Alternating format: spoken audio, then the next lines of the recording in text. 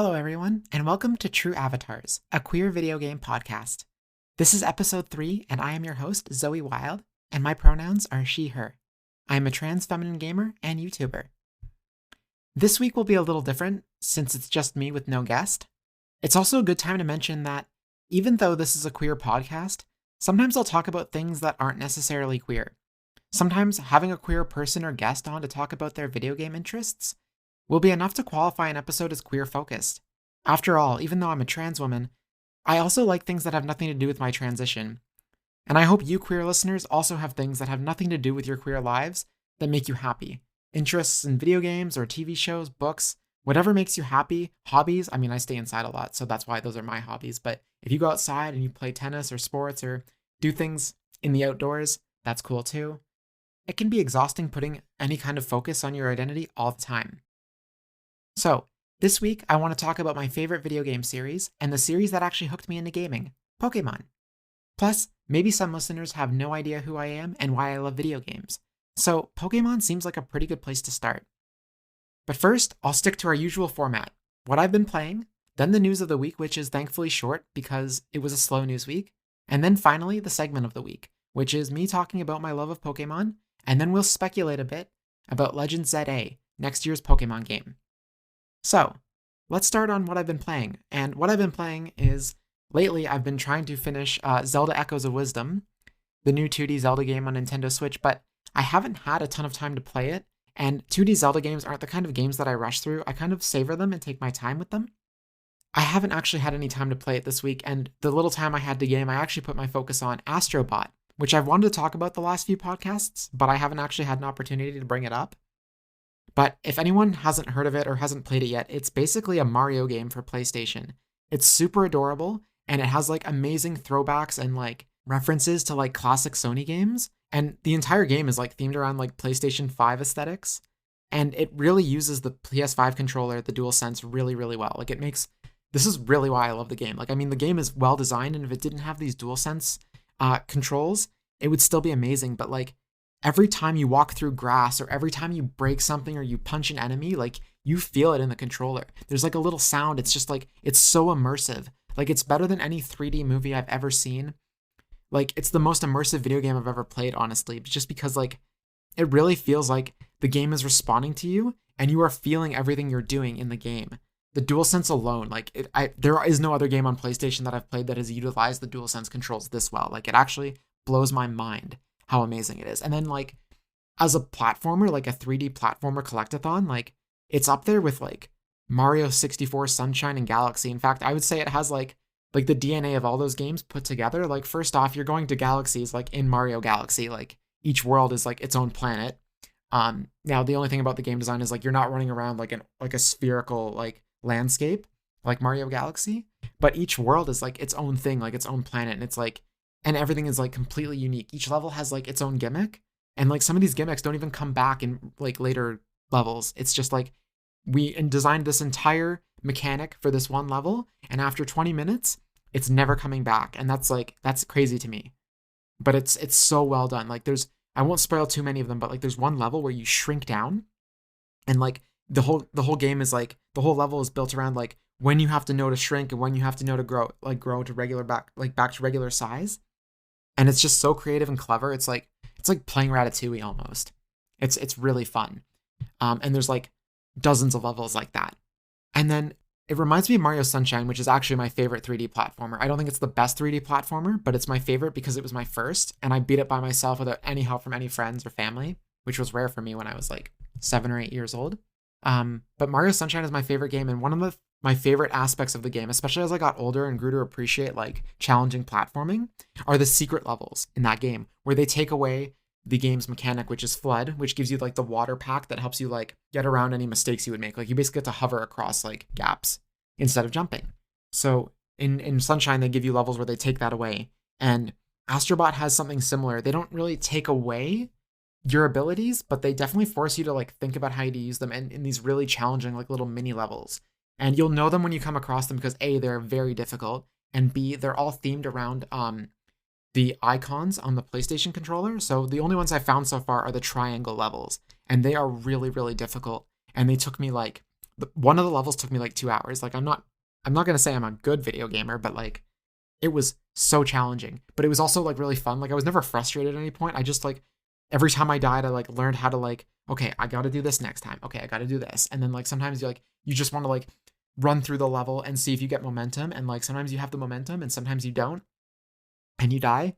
And like again, like it doesn't take away your gimmicks, but like Astro Bot has something similar to Flood where you hover with lasers. And if you use these hovering laser things, you like ruin the environment and then you can't land on your platform. So you have to like think about like when is a good time to use this? When is a good time to like let go and like let Astro Bot finish jumping onto the platform? Very, very clever. And like, I don't know, I could gab about this game like for hours. It's just so well done. If you have a PS5, I really, really, really recommend Astro Bot at full price even. Like it's a short game. Like it will only take you probably, from what I've heard, 10 to 20 hours to beat it. Maybe a little bit longer if you're struggling with some of the more challenging aspects, or you're going for like full completion to get the platinum trophy or to collect everything, which I think you need to collect everything to get the platinum anyway. But I really, really recommend it. And if you don't want to buy it at full price, definitely get it when it's on sale, because it is, and I don't know when it's going to go on sale. Like it just came out, but if and when it goes on sale, pick it up because it's so, so well done. It's the Mario platformer we've been waiting for since Odyssey. It's so good. And I don't think you can buy it anymore, but I did pre-order when the pre-orders went up, the DualSense that actually looks like the controller in the game, because you like fly around on a little rocket ship that actually looks like your controller that you're holding. And they designed one that looks like the Astro Bot character from the game. And it's very, very cute. It's very, very fun to use. And it has different material actually. So it feels a little bit more premium, even though it was like, I think the same price as a regular DualSense, which is also ridiculously overpriced. Don't start collecting DualSense controllers. It's just that's a rabbit hole for sure. Even though that really new one, the new one that's coming out, the really nice one for the 30th anniversary, it looks amazing. And I have a pre-order locked in for it, but I'm like thinking like, do I need to keep this? Because like DualSense controllers are so expensive, but they're so nice. In fact, I would even go so far to say is that after playing Astro Bot, I think the DualSense is the best controller they've made for any video game console ever. I used to think it was the GameCube controller because it feels really good in your hands and the buttons all make sense and it's got analog triggers. But the DualSense has all that. Plus it has like a better version of the HD rumble from the Switch controllers. And like just like everything it does, like the DS, like you can blow into the DS's mic to like blow things in the game. And that's the same thing as like it works in Astro Bot with the DualSense. You know, the haptic feedback, like if you're like trying to like drive or jump or like shoot something or throw something, the triggers press against you. Like they work against you to make it feel like you have to really try to like pull down on the trigger. And racing games too. So yeah, I just think the DualSense is a really, really, really, really nice controller. And honestly, I don't know how they can possibly improve upon it. Maybe battery life? I think that's about it. The battery life is really short. Like the Nintendo Switch Pro controller will last, I don't know, like 40 hours without having to charge. Whereas the DualSense, like you're lucky if you get like 5 to 8 hours out of it, which is not horrible because like one session of gaming, if it's 5 to 8 hours, that's a long session of gaming. But sometimes you play that long and then you got to switch to another controller or charge it or plug it in. So it would be really nice if it could like at least get 20 hours out of it, but it's also doing a lot of things. So I kind of get it. Okay, let's move on to the news. So we have 3 headlines this week. The first one is Super Mario Brothers movie sequel news. So apparently there are going to be some deep cut characters and an intriguing setting. This comes from Video Games Chronicle, which is where I get most of my news. So Keegan-Michael Key, the actor who played Toad in the first movie, he said, "One thing I can say about the second movie is that it's a little broader in scope, and where it takes place is very intriguing lore in the Mario world. They're going to find some really fantastic Easter eggs, and it's been very exciting so far." End quote. So this doesn't tell us much of anything, but he also said something about deep cut characters, which I'm not quoting here, but I've seen people speculate on what these deep cut characters could be. And in the first movie, they did have one deep cut character, like an actual, like, who? Most Mario fans, even I didn't know who this was. They had Mario and Luigi's boss was Foreman Spike in one of the video games from the 80s or 90s. Like, he's so deep cut, I don't even remember what game he's from. But he was in the Mario movie. So there could be someone as obscure as that, or, you know, he could be talking about someone like Brasilina, someone he doesn't think is as deep cut because he's not as familiar with Mario lore. I have no idea how much he really knows. My personal hope is that he's talking about someone like the Piantas from Mario Sunshine. Now, I was really disappointed in the Mario Brothers movie for many reasons, but one of the biggest ones from a fan perspective was, and this is really nerdy, but there were absolutely almost no references to Mario Sunshine in the game or in the movie. There were references to Mario 64, Odyssey, 3D World, and Galaxy, and even Galaxy 2. But there was absolutely nothing from Mario Sunshine. And I was kind of like, well, this is kind of rude. Like, are they forgetting about Sunshine? But I have a theory that the next movie is going to be a tropical vacation to Isle Delfino, and Mario's going to get framed by Bowser like he does in the video game. And that's where the story is going to start. And obviously, they're probably going to do other stuff. They'll probably expand the whole island that they go to. And maybe there'll be some Yoshi's Island elements to it, some Mario World stuff, because they obviously teased Yoshi at the end of the movie.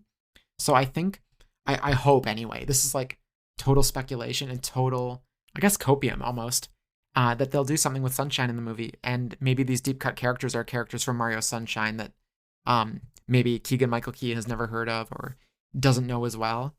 Because there are obviously characters in the Mario, in general pop culture that people know from Mario, like instantly recognizable. But if I saw a Pianta, I wouldn't, and I wasn't a Mario fan, I might not know who they are. But they are the, for anyone who doesn't know, Piantas are like the indigenous group of people that live on Isle Delfino. And our next news story is Paramount Studios and Saber Interactive are developing a AAA action RPG set in the Avatar: The Last Airbender universe. So some details, which we don't really know a lot, but they said that the game will be set thousands of years before Aang's story and feature a previously unknown avatar. And I think that's pretty much all they said. Like, they didn't give a development timeline. They didn't say when development started or if it's even like completely started yet. We don't know anything. But if I had to guess, it's probably at least 5 years away, because game development takes a long time. And if they are putting in the work to make a really well-rounded, deep, exciting AAA game, then they're probably going to take their time. So anywhere from, I want to say, 4 to 6 years. So we might not be seeing this until next decade, like 2030, which sounds far away now, but I'd rather they take their time and make a really good game, even if it's like, I'm a really impatient person, so I'm going to be spending the next 6 years chomping at the bit. But at the same time, I know that if they take that 6 years, it will be a better game. And at the end, I'll be enjoying it, and I won't be as worried about the fact that I spent 6 years pining for it. But also, something to do with our podcast, which is rare for this episode, is that The Legend of Korra had queer vibes in it. So for anyone who doesn't know, and this is a spoiler, so skip ahead maybe 2 minutes in the podcast if you don't want to know how The Legend of Korra ends. Korra and Asami come out as bisexual in one of the very last scenes of the show, and I think the very last shot is them holding hands walking off into the sunset. I don't think it's a literal sunset, but that's basically the gist of what happens. But the unfortunate part about that is that they left this character development for these characters until the very, very last minute. Like, we didn't know until then, basically, that either of them were bisexual.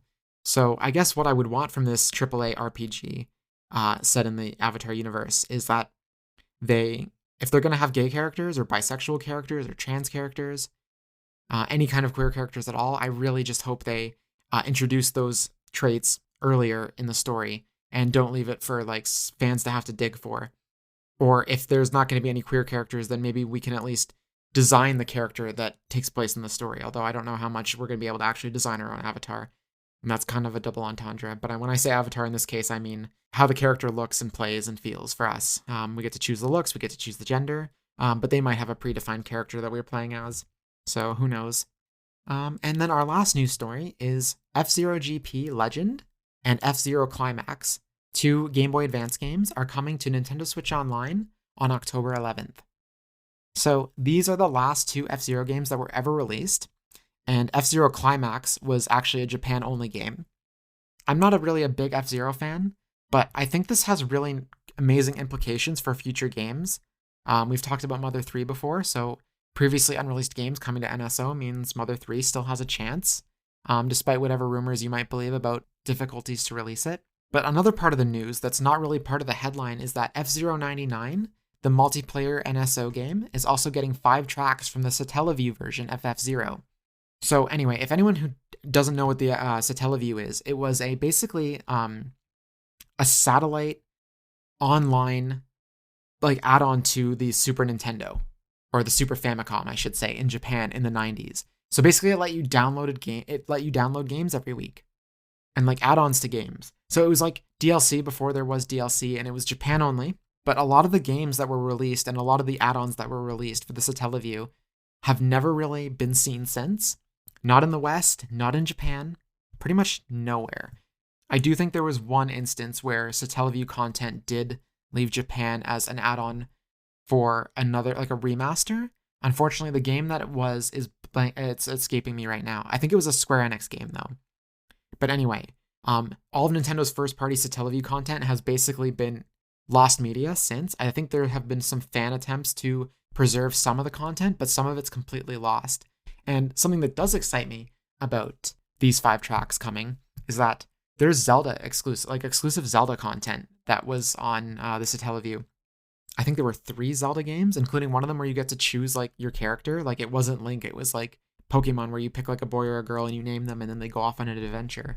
And then otherwise it was like built upon the original Zelda game from the from the Nintendo Entertainment System and the Link to the Past, which was on the Super Nintendo.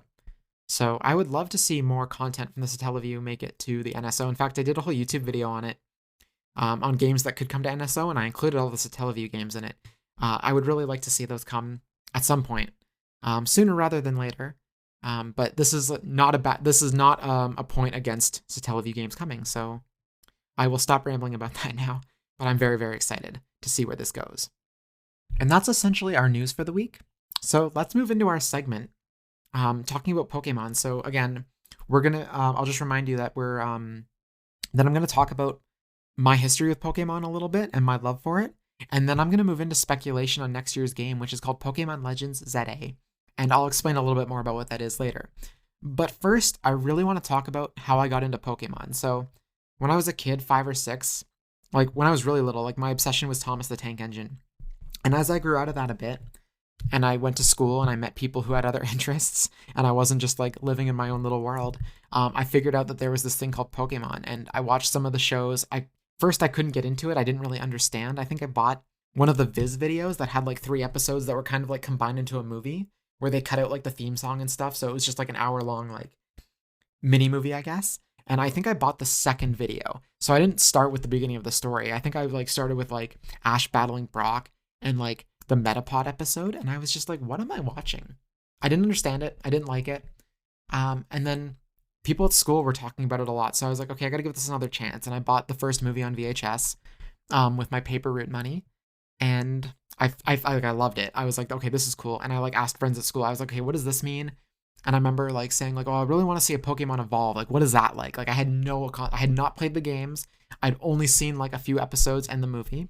So I had a friend who had the Charmeleon evolving into Charizard. No, the Charmander evolving into Charmeleon episode, which is the Executor episode. I think it's called March of the Executor Squad. And that's all I wanted to see was a Pokemon evolve. So I went over to his house. We watched it. It was super cool. And from that point, I was like definitely hooked. And I basically begged my parents for a Game Boy. So for my 7th birthday, my parents bought me a Game Boy, and it came packed with Pokemon Crystal. I remember my dad calling me at one point. I guess he was at the store and he wanted to know what color I wanted. And I think he said there was like a green one and a purple one. And I remember thinking like, I think there's more colors than that. But I realized why he was asking, because the Pokemon Crystal came packed with either a green Game Boy or a purple Game Boy. And I picked the purple. Unfortunately, it's one of the few consoles, handhelds I should say, that I don't have anymore, unfortunately. I have almost everything else though, just not that Game Boy, which makes me a little sad. I think it had like stickers and stuff on it too. Maybe one day I'll get lucky and find it, but so it came packed with Crystal, and my dad, I guess, when he went and bought it, I don't think he understood that Pokemon Gold was kind of the same game, that they were basically the same game, but one of them was enhanced. I think he just thought like, oh, there's different box art, so these must be different games. And I guess he thought, well, we'll get her 2 Pokemon games, because I guess having one game seemed silly. My parents were also big collectors of VHSs, so like that's where I kind of get my love of collecting from, basically. So I had Pokemon Gold and I had Pokemon Crystal. And my dad set up both of them because I had absolutely zero idea how these games worked. Like, I actually didn't even know what I was doing for the first, like, few hours. I was just, like, sitting there pressing buttons and, like, figuring out what. I just knew I wanted to play Pokemon, and there were video games. And I had them in my hand. So I think a few months, maybe even a year went by, and I'd played Crystal, I'd played Gold, and I went to go start a new game in Crystal, because I realized you could do that. Being 7 years old, I didn't understand. But I started the game up, and I guess I didn't realize that when my dad had started Crystal, he picked the boy character because at the time he didn't know I was transgender. And to be honest, I had some idea, but I didn't have a full idea. But it was this was the first time in a video game and first time ever that I got to like role play as a girl. So I saw that in Pokemon Crystal you could pick, are you a boy or a girl? And I was like, what? So I picked a girl. I picked the girl character whose name is Chris, and I can't remember what I named her. What the first name I picked was. It definitely wasn't Zoey, that's for sure. And yeah, I mean, that's like one of the most like eggy memories I have from being a kid. There's others, obviously, but like that's the biggest one that has to do with gaming. And then for the next few years, I did pick girl characters in Pokemon until someone at school while I was playing looked over my shoulder and said, "Why are you playing as a girl?" And I was like, well, I had no answer for them. I think I said something like, well, I guess I'd rather look at a girl than a boy while I'm playing, which was complete BS. I wanted to be a girl, but I couldn't let them know that. So to avoid bullying, I just like started a new game, chose the boy, and I think for the next few games I played as a boy until I fell out of Pokemon in high school for a bit because playing Pokemon in high school was very much frowned upon, and I did not want to get bullied any more than I already had for all the weird quirks I had as a closeted trans woman. So I didn't get back into Pokemon until university. But anyway, I got back into it, and I love it, and here I am talking about it now on my podcast. But anyway, a couple things also about me in Pokemon. My favorite Pokemon are Magnemite and Charmander. So as a kid, I really loved Charmander. I just thought he was adorable. Cute lizard.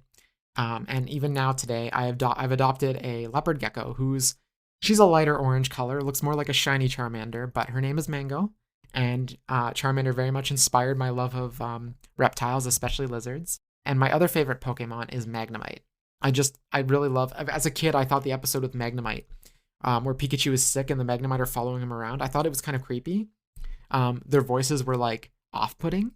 And then I was playing either Sun and Moon or Ultra Sun and Moon.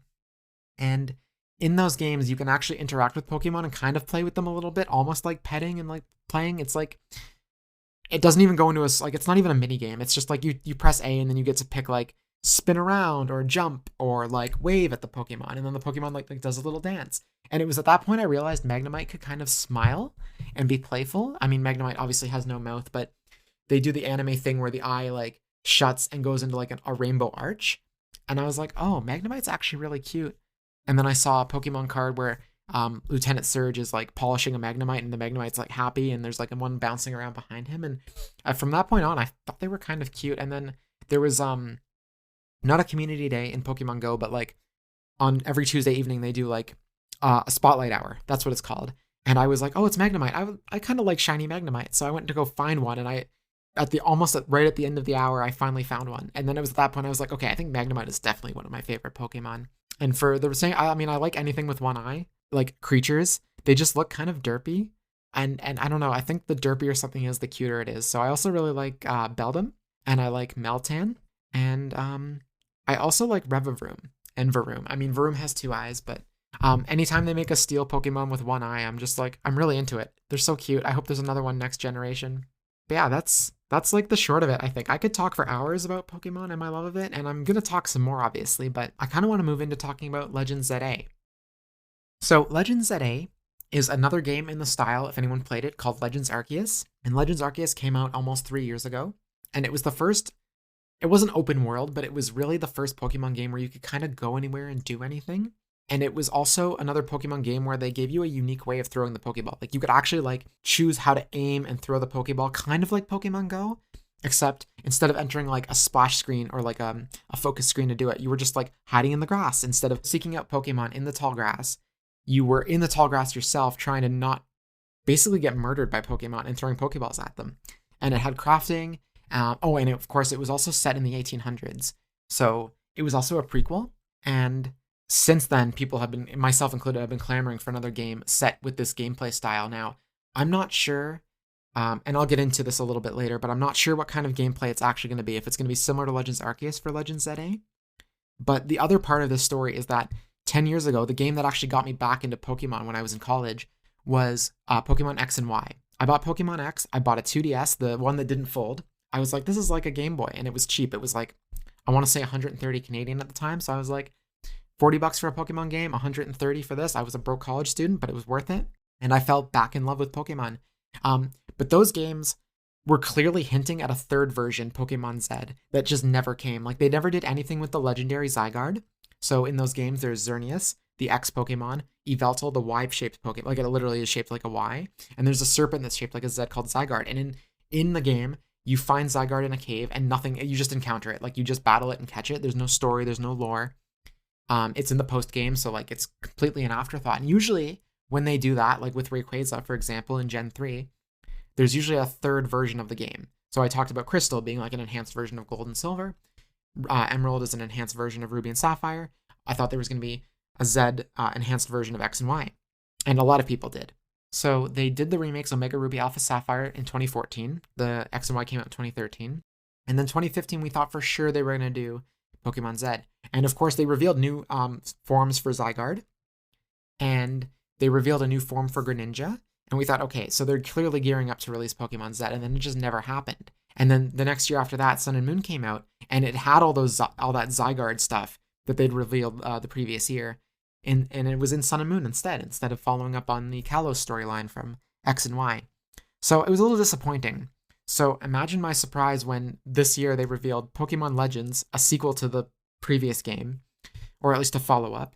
And they also, at the end, showed a Z. I actually screamed. I was like, okay, we're getting two things I desperately wanted from the Pokemon franchise in one. And then to top it all off, there were two more parts of the reveal that made me really happy.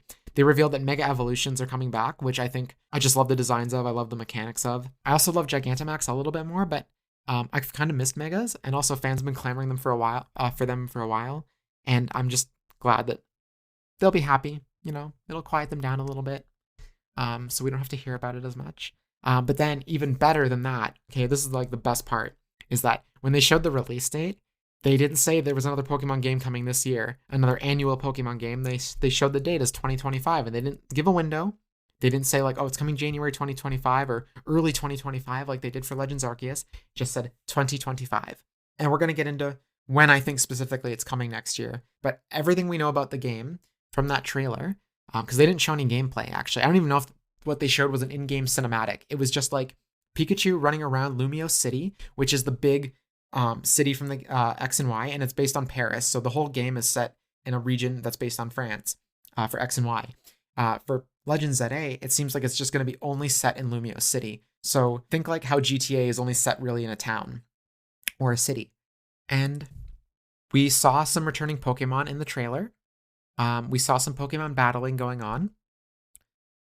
And that's pretty much it. We don't know anything about the gameplay loop. We don't know... we know practically nothing except for what I've told you now. And the trailer is only like 2 minutes, so if you want to go on YouTube and look it up and check it out for yourself if you haven't already seen it, please do. But honestly, everything we're going to be talking about is speculation because we know nothing. And honestly, speculating Pokemon stuff is one of my favorite pastimes. So grab yourself a drink because I'm going to go through what I think this game is going to be, at least insofar as certain aspects. I'm not going to try to guess what the story is going to be. But anyway, starting with something that I do think is going to happen is that because the trailer heavily featured battling, I think this is going to be the battle-focused game. Whereas Legends Arceus was like more about catching and collecting and completing the Pokédex. I don't think the game is going to focus on that. I think there'll be a Pokédex. I think you'll catch Pokemon. You might even throw the Pokéball exactly like Legends Arceus. But I really do think that this game is going to be about battling. And I think they're going to take this opportunity because it's not a spin-off, but it's also like a little separate from the main series. So I don't think it's going to be turn-based. I think it's going to be an action RPG. Now, how that will work remains to be seen, but I think the gist of it is you'll be able to control the Pokemon in battle directly. You'll be able to jump, you'll be able to dodge, you'll be able to attack with a certain amount of buttons. Past that, I have no idea how advanced it's going to be, because Pokemon is, first and foremost, also a series for kids, and I think some kids did find Legends Arceus difficult, and I have to imagine Game Freak took that feedback to heart. So I don't know if it's going to be as complicated as a battle system as Final Fantasy VII Remake and Rebirth, which is like my dream for a battle system in Pokemon Legends Z-A. Like if they could do that, you have 3 Pokemon out or you're switching between them and you can like charge up like big attacks like Fire Blast and Thunder while using the smaller attacks to kind of like whittle away at your opponent, kind of like Limit Breaks. Or no, sorry, not Limit Breaks, but like an ATB gauge. for bigger attacks. And then the limit break, for example, if you've played Final Fantasy VII Remake, it takes the whole battle to like fill up a gauge, and then you use a really powerful attack. And also there's summons too, which is a very similar idea, except with the summons, you summon them and then the bar goes down and they're like out for a limited amount of time. I think for megas, that's how the mega evolution should work. So when you send out your Pokemon, like you send out Charizard, and then Charizard's attacking, and then if you use enough attacks and you spend enough time in the battle, you build up basically a limit break, which is your mega evolution.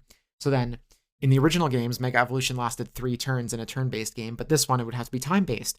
So then you send out you mega evolve Charizard, and then Charizard has like, let's say 30 seconds to like dish out really powerful attacks in its mega form. And then once that bar depletes of that 30 seconds, Charizard goes back to its normal form, and you continue the battle. And then maybe you even give Charizard a really powerful attack while it's mega evolved, similar to a limit break. I don't know if they're going to make it that complicated. I won't lie. I don't really hate Game Freak the way a lot of people on the internet do, but I also think Game Freak aren't as ambitious as they could be, mainly because I don't think they have the development time to do so. So I don't know how complicated it'll be. They might even just make it a turn-based game with Legends Arceus catching, and I'm completely off base, but I'm really hopeful they're going to try an action RPG, because I think it would be really fun to actually control your Pokemon in battle. Think like Pokken Tournament, where you could actually like control a select handful of Pokemon, except this time they'd like give you access to like, let's say 200 unique Pokemon to be able to do that with, which also sounds like a big, daunting, complex task, which might be very expensive and, time consuming, which is why Game Freak might not do it. I also think, like I said, Megas will be overhauled. I think there will be some new way that Mega Evolving works. Like, it'll be a similar idea where you, like, once per battle, you can Mega Evolve. But I do think it'll be timer-based, or they'll make it more turns, or they'll do something with it. I don't think it's going to be the traditional 3 turns as before. So, next up, we have the starter Pokemon. So, in Legends Arceus, instead of giving you the Sinnoh starters, Piplup, Chimchar, and Turtwig, they gave you, you could catch those Pokemon, but they gave you the choice of 3 different starters from other regions. So they combined Gen 7 starters with Gen 5 starters with Gen 2 starters. So you could pick between Rowlet, Cyndaquil, and Oshawott. So I've seen a lot of speculation on what the 3 starters could be for this game and which generations they're going to pick from. And honestly, because Generation 6, X and Y, they didn't give any Mega Evolutions to any of the Gen 6 Pokemon outside of one of them. So the Gen 6 starters, so that's Froakie, Chespin, and Fennekin, their final stages did not get any Mega Evolutions at all. So I think for this game, they're just going to give those 3 starters as your choice, and they'll all get Megas. So Greninja will get a Mega Evolution, Fennekin's final stage, whose name always escapes me, will get a Mega Evolution, and Chestnut will get a Mega Evolution. I think it's Delphox, by the way. I also think there's going to be a lot of new Pokemon, convergent forms, regional variants, regular form changes, and new Mega Evolutions. So for going forward, I'm going to refer to all of these collectively as new designs. So like every time there's a new generation, there's usually about 150 new designs. Even if the Pokédex only goes up, let's say 70 or 80 new Pokemon, there'll still be anywhere from like 100 to 150 new designs total that Game Freak has commissioned from artists for the generation. And by the time this game comes out, it will be in about 2 years since the last new Pokemon. So that was Pecharunt at the beginning of this year, which is basically, if the game comes out late next year, which is when I think it will, and we'll talk about a bit more about that later, but it'll be about 2 years. Since 2017, when Ultra Sun and Ultra Moon came out, there have been new Pokemon every year. Before, it used to be every generation at the start, you'd get 100 new ones or so, and then that would be it for a few years. Now they've just constantly given us a steady feed of new Pokemon. And because we're not getting any this year, I think they're going to like give us a little bit extra next year in Legends Z-A. So Legends Arceus had 27 new designs total. And that was 1 year after, again, it was like 1 year after we had new Pokemon in the DLC for Sword and Shield. And then last year in the DLC for Scarlet and Violet, we had 25 new designs. So I think because we skipped a year this year, there'll be about 30 to 40. I mean, optimistically, I'd love to see 50, but I think it'll be 30 to 40 new designs. And I think 10 of those will be new Pokemon. And one of the new Pokemon I think is coming is, I noticed that usually there's some kind of Pokemon they want to market on the box. And they did for Legends Arceus. It was obviously Arceus, which is the god of all Pokemon. But in Legends Z-A, in the title, there's Z-A. And the Z is clearly, it's green. It's clearly Zygarde. But the A is something we're not familiar with. So I think the A is probably going to be a new legendary. Now, I know there's some debate about this, but I do think that even though the games aren't set in a Norse-themed region, I do think that Zygarde, Xerneas, and Yveltal all represent animals on Yggdrasil, which is the world tree from Norse mythology. So in Norse mythology, there's also a squirrel called, and this I've got this from Wikipedia, so forgive me, but I just needed a gist of this lore to be able to talk about this possible new legendary, called Ratatoskr, so this squirrel, who runs up and down the world tree Yggdrasil to carry messages between the eagles perched atop it and the serpent Neohogr, I can't pronounce anything, Neohogr, who dwells beneath one of the roots of the tree. So we obviously have the stags that are represented by Xerneas. We have the eagle represented by Yveltal. We have the serpent, which is represented by Zygarde, but we don't have a squirrel. I think a squirrel could be fun because you could make it cute, but giving it an alternate form that makes it really powerful.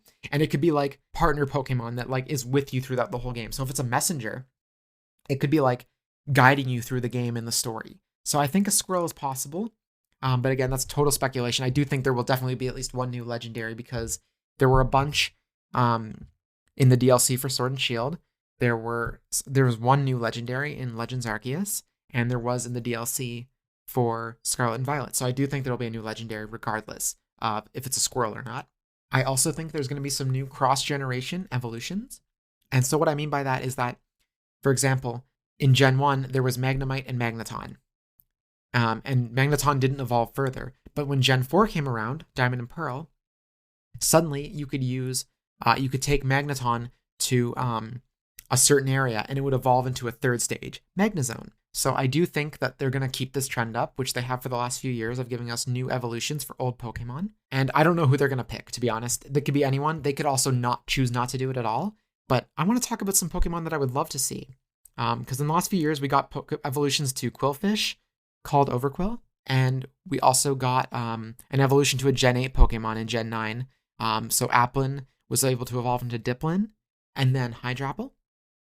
So I have 4 Pokemon here that I would like to see get cross-generational evolutions, and I do think they're not going to do more than that. But I would love to see Dugong evolve into a Narwhal. Dugong's a cool Pokemon. It's pretty cute, but I do think it's like lacking a little something in its design, and I think it could go one stage further and get like a giant horn on its head and like be a little bit bigger and maybe a little more menacing. Plus, it's one of the few Generation 1 Pokemon of the original 150 that hasn't actually gotten anything special in a later generation. Not a Z move, not an evolution or a pre-evolution, mega, form, what have you.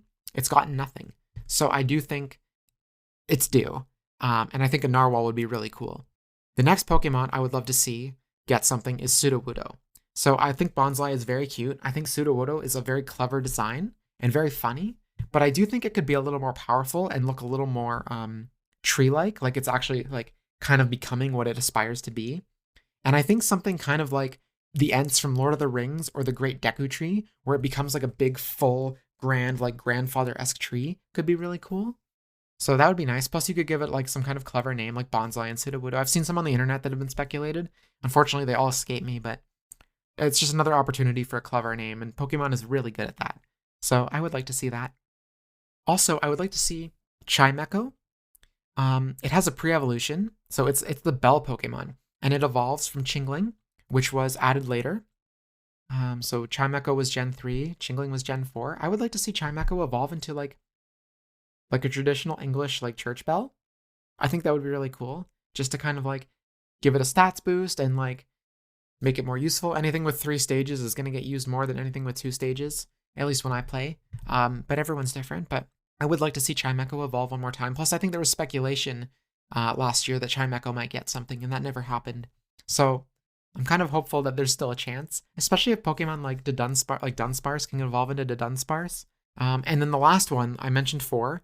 My 4th one is actually a choice between 2, because I think something from the 6th generation from X and Y, which only had, I think, 72 new Pokemon in it, which is the smallest generation ever, or like the generation with the least amount of new Pokemon. There will be a new Pokemon evolution for something from that generation. So my picks are Hawlucha, which is a single stage Pokemon. Again, I don't know what it would be. I just feel like it's a single stage Pokemon, so it's most likely to get something.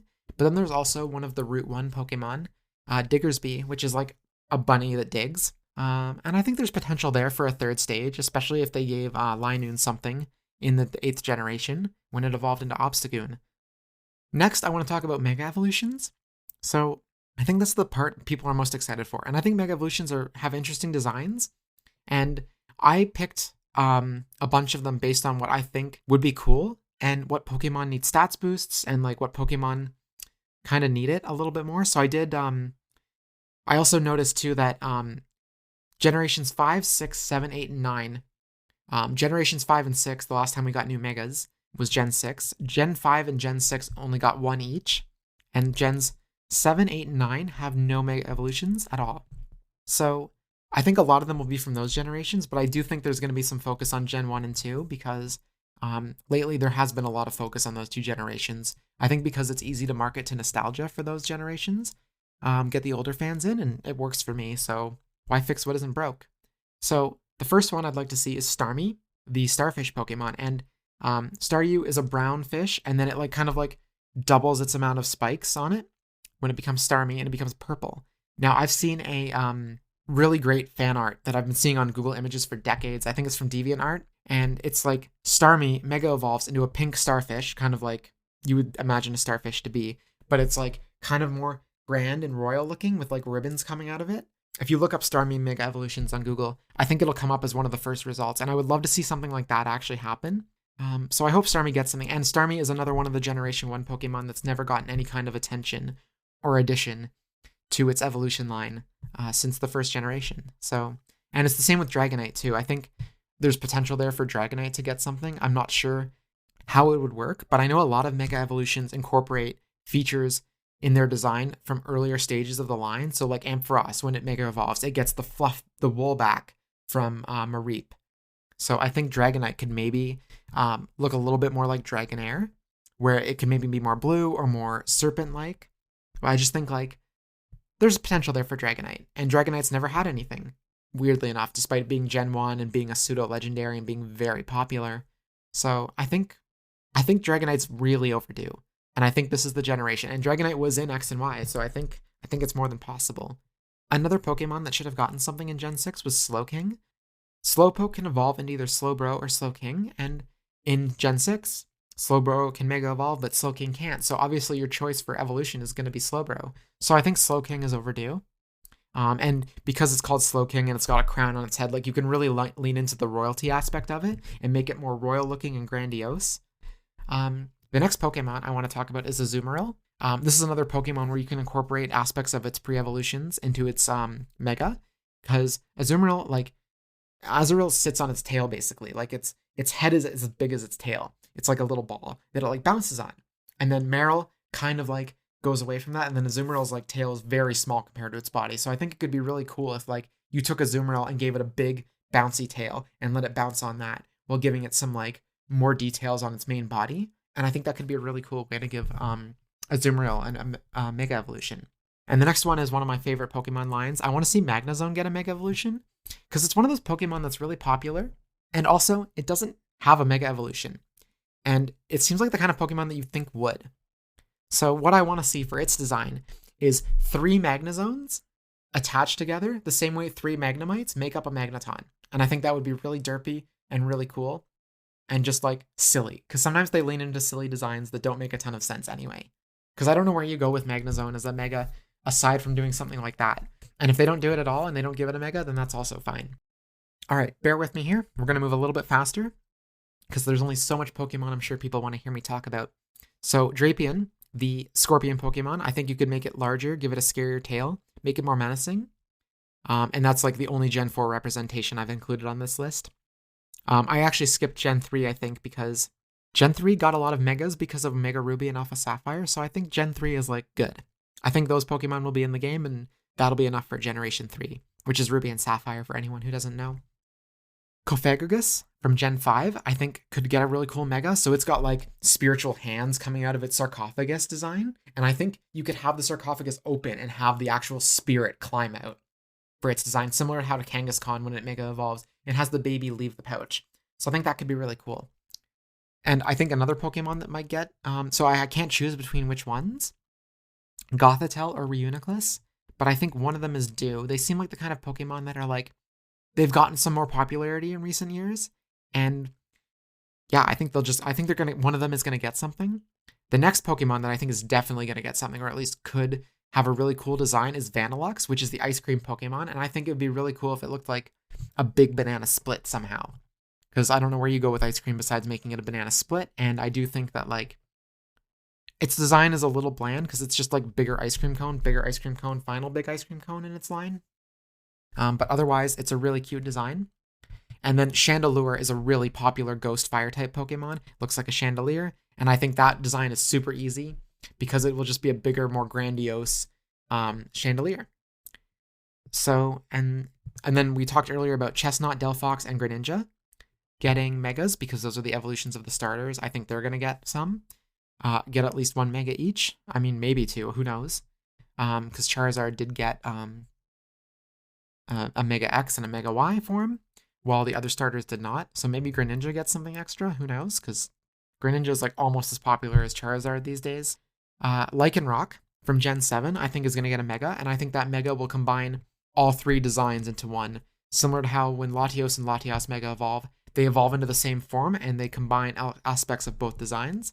I think all three Lycanroc forms will be able to Mega Evolve, and they'll all look the same because they'll all combine all three designs.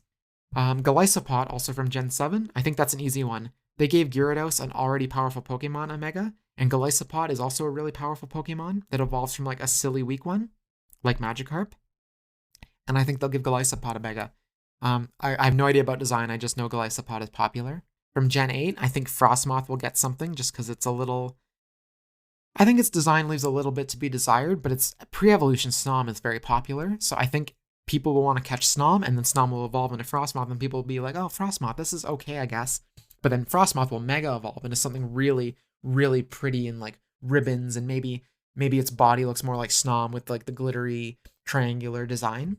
So I think that's something they could do. And then for the last Gen 8 Pokemon I have here is Dragapult. And Dragapult is like Dragonite, it's like the pseudo-legendary of the generation, and it's just really popular. And because it's basically like a cannon that fires its babies at you, and that's actually its design. It like fires like baby Dreepies. I think like you have a lot of potential for something like a more advanced weapon that fires more Dreepies. Or maybe it fires Dreepies and Dracloaks in the design too. So I think there's potential there for Dragapult, and also, like I said, Dragapult is really popular.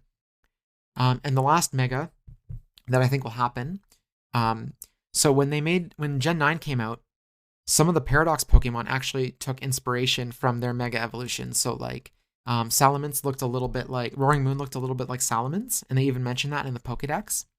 And Iron Valiant also looks a little bit like Gardevoir and Gallades Megas. So I think there's opportunity to make Cyclizar, which is the present-day version of the box Legends from Scarlet and Violet, and to give Cyclizar an X form and a Y form. The X form would look more like Koraidon, and the Y form would look more like Miraidon. And it would gain those types as well. So Koraidon is fighting type, and Miraidon is electric type. And I think it would be really cool if instead of Cyclizar keeping the dragon type in Mega Evolution, it loses the dragon type, keeps the normal, and then gains the electric or fighting. So that's what I would do anyway. Obviously, I'm not Game Freak. This is only speculation. And then finally, we will talk about forms, like regional variants, and just general forms. So I do think Fido and Dashbun, I've seen a lot of speculation that Pokemon that are based on baking bread, that French is known for its France, Paris, is known for baking. So I think I've seen a lot of people see croissant-inspired Fido, and I think we'll probably get something like that. I feel like that's an obvious one. I think Furfrou, the Pokemon known for having different haircuts as forms, will probably get more haircuts as forms.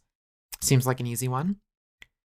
And I've seen people make fan designs for Xerneas and Yveltal, again, the box Legends from X and Y, to get new forms similar to Zygarde based on how many cells you can collect. So like I said in Sun and Moon, when they added Zygarde, you could go around and collect 100 cells, and depending on how many cells of those 100 cells you collected, you could combine them into making different forms for Zygarde. So Zygarde had a 10% form, had a 50% form, and then, so the 50% form was the general serpent, the 10% was a dog, and then the 100% was like a Gundam, basically. So I think if they did that with Xerneas and Yveltal, would be really cool. Plus, it would give you 200 more things on top of the 100 Zygarde cells to collect in Lumiose City, because you could make them like Korok seeds in Legend of Zelda, Breath of the Wild, where you're like doing little puzzles or doing little side quests to get the cells, and then you can like basically build yourself a powerful Pokemon and pick the form yourself. It also makes for fun busy work to make the game a little bit longer, add a little bit more meat to it. Like I never was bothered by doing Korok seeds in Breath of the Wild, even though it is like busy work, because there's always like a sense of reward after you completed a little puzzle. Like, oh, there's a circle of rocks, but one of the rocks is missing. Go and put the rock in there, and then a Korok pops out. So you could do something similar where you have to like help a Pokemon, or you find like some stones in the city that's being built, and you have to like complete it. I don't know. I'm not a game designer, but I do think having 300 cells to collect could be really fun. And they did do 108 spirits you had to find, or like little wisps of flame, to get Spiritomb in Legends Arceus. So there's definitely precedent for collecting things in Pokemon Legends games. And we're going to wrap up with a couple more bits of speculation. So I did mention city building aspect. I've seen people speculate about when the story will take place. Will it be a prequel? Will it be a sequel to X and Y? So I've seen people talk about the Haussmann renovation of Paris. I don't even know if I said that right. So if I said that wrong, I'm sorry. But the Haussmann renovation of Paris in the 1800s, where they just like took on a huge renovation and restoration of the city. It could be based on that, so still set in the 1800s, around when Legends Arceus takes place. Or because of the trailer, like it looked like a modern blueprint. And so it could be a sequel to X and Y, where they're like restoring or redoing the city in present day, maybe set 10 years after X and Y, because it's been about a decade since those games. But we don't know when it's set. So I would be fine with either, though. I think both sound good. So, and also, sorry if it seems a bit weird, kind of like bouncing around my words a bit. I've just been talking for a while. So we're just going to wrap it up shortly with release date speculation. We haven't heard anything about this game since its reveal back in February on Pokemon Day. And I've been saying this all year, and I'm going to keep saying it. I really don't think we're going to hear anything else about this game until Pokemon Day next year in February. And the reason I think that is because I think this game is going to be a November 2025 game. So earlier I said when they revealed the game, they just said 2025. When they revealed Legends Arceus, they said early 2022 when they revealed it. So I really don't think they would be planning an early release date in next year for this game if they hadn't said that. They just said 2025, which is pretty vague. So they do have their options open, but I do think this game is coming out on November 20th, 2025, and that is not fact. But every Pokemon game always comes out a week before Black Friday, and the 20th is a Thursday, which is when Nintendo games are now coming out, not Fridays anymore.